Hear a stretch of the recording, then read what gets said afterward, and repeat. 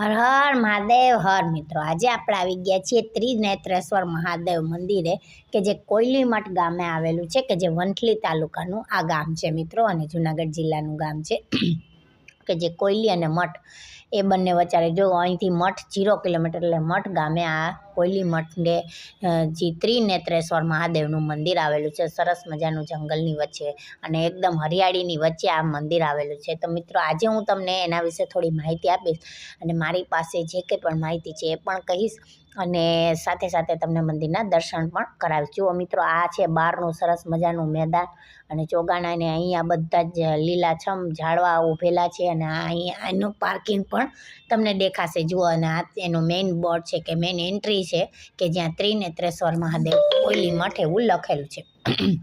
અહીંથી એન્ટર કરીએ એટલે પહેલાં સાઈડમાં જ આપણને હનુમાનજીના દર્શન થઈ જશે. જુઓ, સાઈડમાં આપણને એક હનુમાનજીના નાનું મંદિર આવેલું છે ને ત્યાં હનુમાનજીના આપણને દર્શન થતાં તમને જોવા મળશે મિત્રો.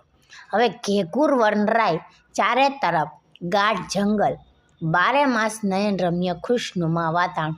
હવે અહીંથી આગળ જઈએ એટલે આપણે અહીંયા બધે જ નાનું એવું મેદાન છે, ચોગાન છે અને ત્યાં પાર્કિંગની પણ સરસ મજાની સુવિધા છે કે 4 વ્હીલ 2 વ્હીલ બધે જ પાર્કિંગ રહી શકે. અને આ એનો બગીચો છે કે જ્યાં ગાર્ડન કહેવાય એ સાઈડમાં એ છે. ગાઢ જંગલ, 12 માસ નયન રમ્ય ખુશનુમા વાતાવરણ, મંદિર ફરતો ગઢ. અને આ છે ઉબેણ નદી કે જે આ કોયલીમઠ ગામના ત્રિનેત્રેશ્વર મહાદેવ મંદિર એ ઉબેણ નદીના કાંઠે આવેલું છે. પાછળની સાઈડ સરસ બાજુમાંથી જ ઉબેણ નદી વહી જાય છે. તમે જોઈ શકો છો, નદીમાં પાણી પણ તમને દેખાતું હશે. આ ઉબેણ નદીનો કાંઠે આ ત્રિનેત્રેશ્વર મહાદેવ મંદિર આવેલું છે. તો ખુશનુમા વાતાવરણ, મંદિર ફરતો ગઢ, જે જોતાં જ અલૌકિક શાંતિ મળે એવો ઉબેણ નદીના કાંઠા ઉપર ઐતિહાસિક પુરાણો મઠ આવેલો છે. અને દેવાદિદેવ ભગવાન શ્રી ત્રિનેત્રેશ્વર મહાદેવનું ગાયકવાડ સરકારે બંધાવી આપેલું આશરે 3 સૈકા પુરાણું સુંદર અને કલાત્મક મંદિર છે.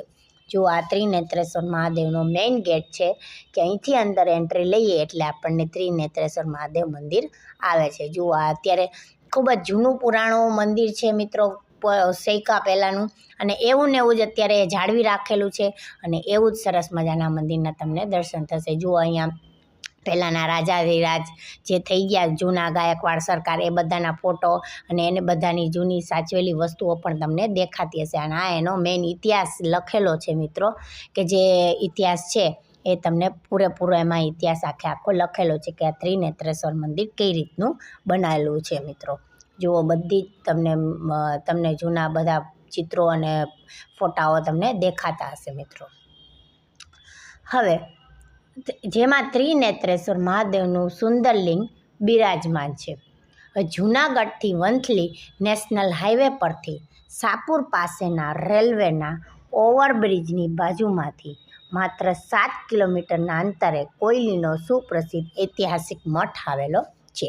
જુઓ મિત્રો, આપણે અત્યારે અંદર એન્ટર થઈ ગયા છીએ અને આ છે આપણું ત્રિનેત્રેશ્વરનું મેઇન મંદિર.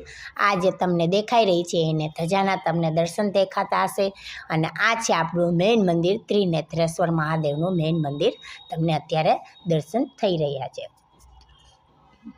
હવે એ સમયમાં વામન સ્થળીમાં એટલે કે વંથલી બલિરાજાએ મોટો યજ્ઞ કરેલો અને એ યજ્ઞમાં શિવજી ભગવાનને પ્રત્યક્ષ રાખવા માટે બલિરાજાએ કાશી જઈ ઉગ્ર તપસ્યા કરી શિવજીને પ્રસન્ન કર્યા. શિવજીએ વરદાન માગવા કહ્યું. બલિરાજાએ કહ્યું કે હે દેવાધિદેવ, આપ વામન સ્થળીમાં પધારો અને મારા યજ્ઞમાં હાજરી આપો. જુઓ, આ તમને ત્યાંનું ગાર્ડન અને ત્યાંનો જે મેદાન છે આ ખૂબ જ મોટી એવી વિશાળ જગ્યામાં આ મંદિર આવેલું છે. જુઓ, ત્યાં તમને નવદુર્ગા માતાજીના દર્શન પણ થતા હશે સામે. અને સામે જે છે આ એનો હવનકુંડ છે કે જ્યાં યજ્ઞ થાય છે મિત્રો. આ હવનકુંડના દર્શન થાય છે અને આ મંદિરના ધજાના પણ તમને અત્યારે દર્શન. અને આ મેઇન મંદિર છે મિત્રો, અત્યારે તમે જોઈ શકો છો એ. તો આ છે મેઇન મંદિર. હવે આપણે મંદિરમાં અંદર એન્ટ્રી લઈશું મિત્રો. આ જે આપણું મેઇન મંદિર છે એ ત્રિનેત્રેશ્વર મહાદેવનું મેઇન મંદિર છે. જોઈ શકો છો, જુઓ સામે નંદી મહારાજ બિરાજમાન છે અને દીપમાળા પણ તમને દેખાતી હશે. ને આ છે આપણું મેઇન મંદિર. હવે તમને શિવલિંગના પણ સાથે સાથે દર્શન. જો આ આપણા નંદી મહારાજ છે એને સરસ મજાના શણગારેલા છે, તો એના પણ તમને દર્શન થતા હશે. અને આ સામે છે એ આપણું મંદિર છે મિત્રો. તો તમને અને આ છે આપણા રતવેલિયા દાદા, એ રતવેલિયા દાદાના પણ તમને સાથે સાથે દર્શન થશે મિત્રો.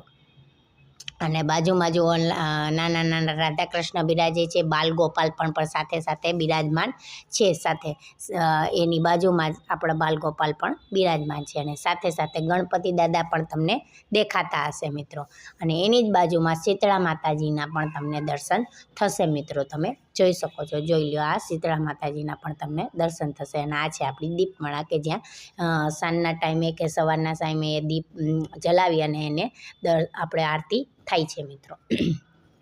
તો એ સમયમાં વામન સ્થળીમાં વંથલી બલિરાજાએ મોટો યજ્ઞ કરેલો, અને એ યજ્ઞમાં શિવજી ભગવાનને પ્રત્યક્ષ રાખવા માટે બલિરાજાએ કાશી જઈ ઉગ્ર તપસ્યા કરી શિવજીને પ્રસન્ન કર્યા. શિવજીએ વરદાન માગવા કહ્યું. બલિરાજાએ કહ્યું કે હે દેવાધિદેવ, આપ વામન સ્થળીમાં પધારો અને મારા યજ્ઞમાં હાજરી આપો. શિવજીએ પ્રત્યક્ષ આવવાનું ન સ્વીકારતા લિંગ સ્વરૂપે સ્થાપના કરો, જેથી હું ત્યાં પ્રત્યક્ષ હોઈશ. એવું કહીને શિવજીએ હાથોહાથ શ્રી બલિરાજાને લિંગ આપ્યું અને એવું વચન માગ્યું કે અહીંથી મારા લિંગને લઈ ગયા પછી રસ્તામાં ક્યાંય નીચે ન ઉતારશો. જ્યાં નીચે ઉતારશો ત્યાં હું કાયમ માટે સ્થાપિત થઈ જઈશ. તો મિત્રો આ જો તમે એનું મેઇન મેદાન છે, આજુબાજુનો વિસ્તાર છે મંદિરની આજુબાજુનો, અને સામે છે ભોજનાલય છે કે જ્યાં ભોજનશાળા છે. તમે કોઈ પણ એવું છે કે ત્યાં ઘણીવાર જમણવાર પણ કરે છે. જ્યારે એવો પ્રસંગ હોય નાનો એવો, ત્યારે પણ એમાં ભોજન કરી શકે છે. અને આ જુઓ ત્યાં સરસ મજાનું મોટું બધું મેદાન આવેલું છે. અને ત્યાં ઘણા બધા લોકો જ્યારે અહીંયા આવે છે, આખો દિવસ ક્યાં જતો રહે છે ને એ ખબર નથી પડતી મિત્રો. આ છે એ મેઇન મંદિર છે મિત્રો. સામે હતું એ ભોજનાલય હતી. તો બલિરાજા પોતાના ખભા ઉપર કાશીથી એ લિંગ લઈ રવાના થયા. જુઓ આ દક્ષિણ કાલી માતાજીના તમને સાથે સાથે દર્શન થશે મિત્રો. અહીંયા જે છે એ દક્ષિણ કાલી માતાજીના દર્શન થશે.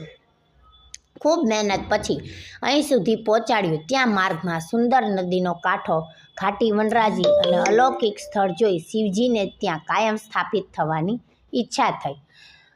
જેથી ખૂબ મહેનત કરી, શિવજીને ખૂબ આજીજી કરી, પરંતુ વચન મુજબ શિવજી ત્યાં કાયમ માટે બેસી ગયા.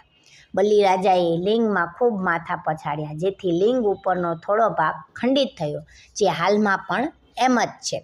જુઓ તમે મિત્રો, આ મેઇન મંદિરના તમને સરસ મજાના મંદિરના દર્શન થશે. અને આ તમને વ્યૂ આખો દેખાતો હશે કે સરસ મજાનું મંદિર કેવું દેખાઈ રહ્યું છે મિત્રો. અને આ સામે બધા જ જો અહીંયા જે ચારે ચાર જે નાના નાના મંદિર જેવું દેખાય છે, અહીં પહેલાંના સરકારના સમાધિઓ પણ અહીંયા આવેલી છે મિત્રો. હવે બેસી ગયા. બલિરાજાએ ખૂબ જે એમ જ છે, વામન પુરાણમાં આનો ઉલ્લેખ આવે છે. હાલમાં જે લિંગ છે એ બલિરાજાનું સ્થાપિત કરેલું છે.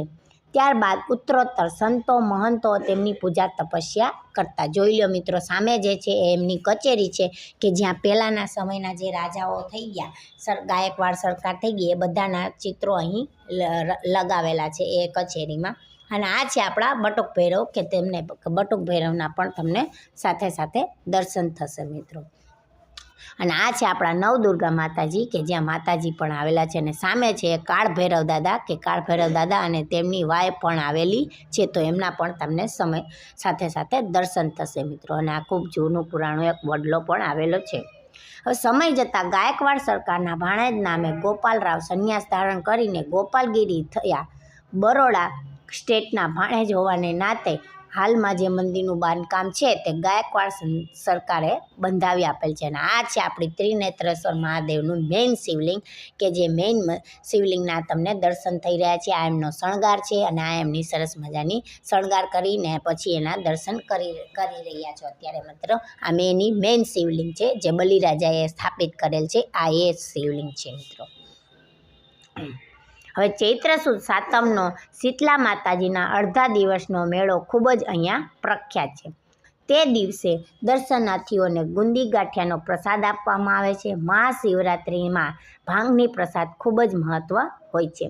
સવારથી રાતના 12 વાગ્યા સુધી ભાંગની પ્રસાદ, ત્યારબાદ મહાઆરતી કરીને શિવરાત્રિ ઉજવવામાં આવે છે. તો હર હર મહાદેવ હર.